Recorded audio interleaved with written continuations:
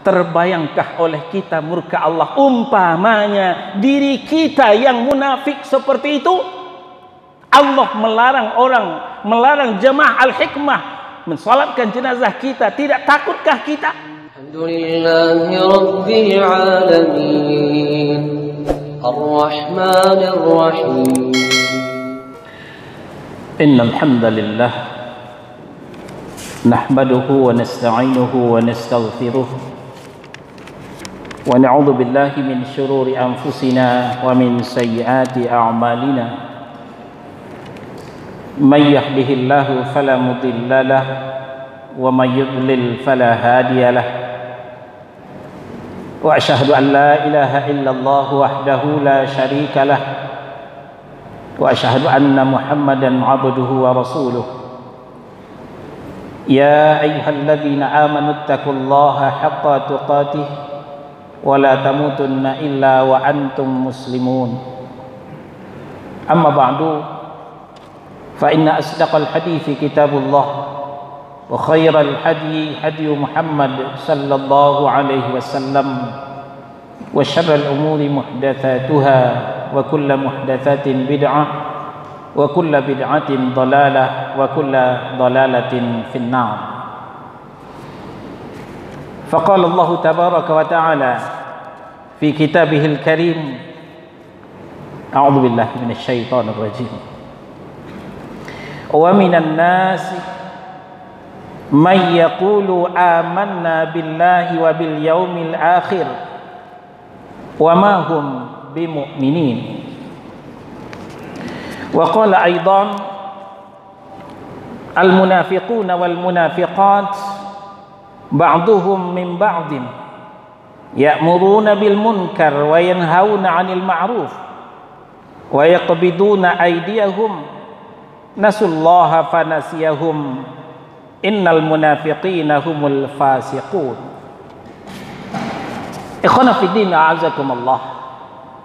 Saudara-saudara jemaah Jumat Masjid Al-Hikmah Kebayoran Lama Jakarta Selatan yang dimuliakan Allah. Ketika periode Makkiyah di mana Rasulullah sallallahu alaihi wasallam masih di Makkah, ketika itu manusia terdiri dari dua golongan saja. Pertama, mukminun, orang yang setia dan beriman kepada Rasulullah sallallahu alaihi wasallam. Yang kedua, musyrikun, orang yang terang-terangan menentang kepada risalah yang dibawa oleh Rasulullah sallallahu alaihi wasallam. Kalau ini kita kasih bendera, mukminun benderanya putih bersih, musyrikun benderanya hitam legam. Tapi setelah periode Madaniyah, beliau sallallahu alaihi wasallam hijrah ke Madinah, maka muncullah golongan yang ketiga. Golongan yang ketiga ini hitam tidak, putih pun bukan. Inilah warna yang abu-abu.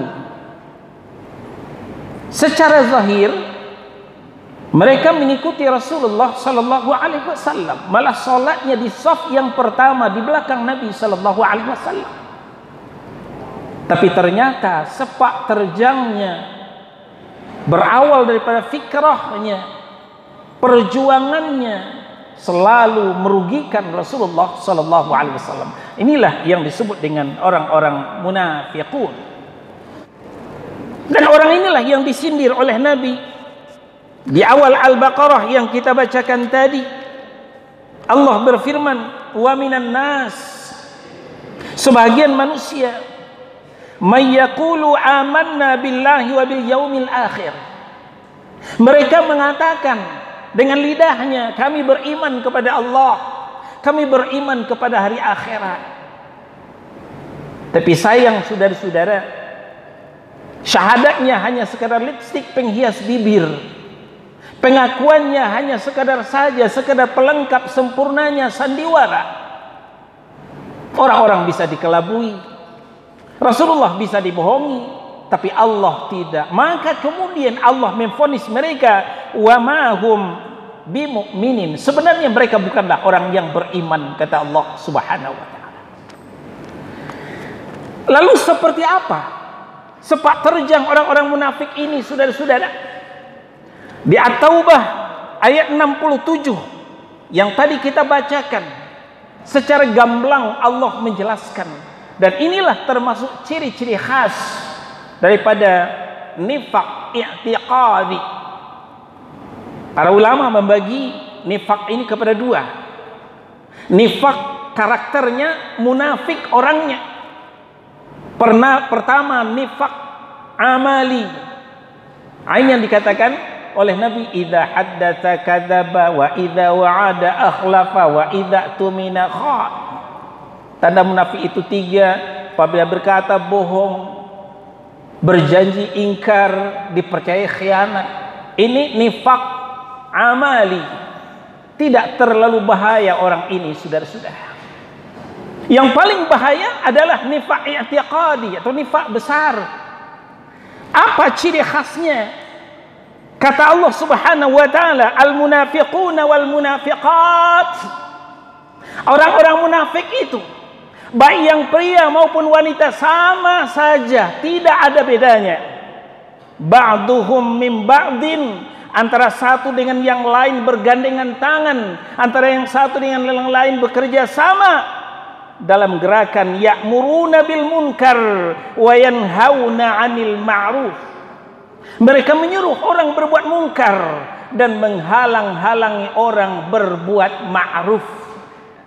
Terbalik dari apa yang kita imani, dari apa yang kita terima dari Allah dan Rasul. Kuntum khaira ummatin ukhrijat linnas ta'muruna bil ma'ruf wa tanhauna 'anil munkar. Jadilah kamu umat yang terbaik, amar ma'ruf nahi munkar. Kalau ini amar mungkar nahi ma'ruf. Satu ini saja yang kita bisa angkat, saudara-saudara, karena keterbatasan waktu. Dan karakter mentalitas seperti ini, saudara-saudara, berkembang pada hari ini. Berkembang pada hari ini, di mana kita melihat sudah secara kasat mata, sudah menjadi rahasia umum, aliran sesat lebih ditolerir daripada upaya penegakan syariat Islam. Bukankah ini belum cukup bukti, saudara-saudara? Ternyata Indonesia bukan hanya subur makmur dengan gemah ripah Loh Jenawi dengan hijau dan ranaunya. Indonesia juga subur makmur dengan aliran sesat, firqah sempalan. Diurusi satu, datang lagi yang lain, datang lagi yang lain. Berkembang pesat. Tapi usaha penegakan syariat Islam masih terkendala, masih terhalang sampai hari ini belum terwujud. Yang bertauhid, menegakkan sunnah Rasul, itu dibilang Wahabi, radikal. Sementara yang nyeleneh dan mencampur adukan agama, itu dikatakan toleran. Lalu media Islam, itu dikatakan radikal. Namun media yang menyebarkan pornografi dan porno aksi, itu dikatakan suatu hal yang wajar. Lebih dianggap seram yang pakai cadar menutup aurat daripada rok mini yang mempertontonkan aurat, yang menghumbar aurat. Dianggap lebih menakutkan yang jenggotan daripada yang tatoan. Inilah beberapa rentetan bukti-bukti bahwa mereka tidak senang kepada apa yang telah dibawa oleh Rasul, apa yang telah diperintahkan oleh Allah Subhanahu wa taala. Sementara mereka mengadopsi apa yang datang dari barat yang sebenarnya bertentangan dengan Allah dan Rasul. Sungguh cukup banyak lagi sebenarnya saudara-saudara contoh-contohnya, tapi waktulah yang tidak mengizinkan. Nah, lalu bagaimana sikap kita untuk menghadapi orang-orang munafik ini? Masih dalam At-Taubah surah yang ke-9 ayat 71, Allah bimbing kita dengan baik, saudara-saudara. Apa kata Allah? wal mu'minuna wal mu'minat ba'duhum awliya'u ba'din ya'muruna bil ma'ruf wa yanhauna 'anil munkar. Orang mukmin, orang yang beriman kepada Allah dan Rasulnya, baik yang laki maupun perempuan, yang pria maupun wanita, ikhwan dan akhwat, saling bekerja sama, saling bergandengan tangan. Untuk apa? Ya'muruna bil ma'ruf wa yanhauna 'anil munkar. Menyuruh orang berbuat ma'ruf, mencegah daripada berbuat munkar. Walaupun pada hari ini masjid dicurigai good looking, penghafal Al-Quran dikatakan sumber malapetaka, tapi dakwah jangan berhenti, dakwah jalan terus untuk menghabiskan semua yang mungkar dan untuk menumbuhkan semua yang ma'ruf. Dan nanti khutbah yang kedua akan kita sampaikan bagaimana ancaman Allah terhadap orang-orang munafik ini. Aqulu qawli hadza astaghfirullah li wa lakum wa lisa'ilil mu'minina wal mu'minat wal muslimina wal muslimat fastaghfiruh innahu huwal ghafurur rahim.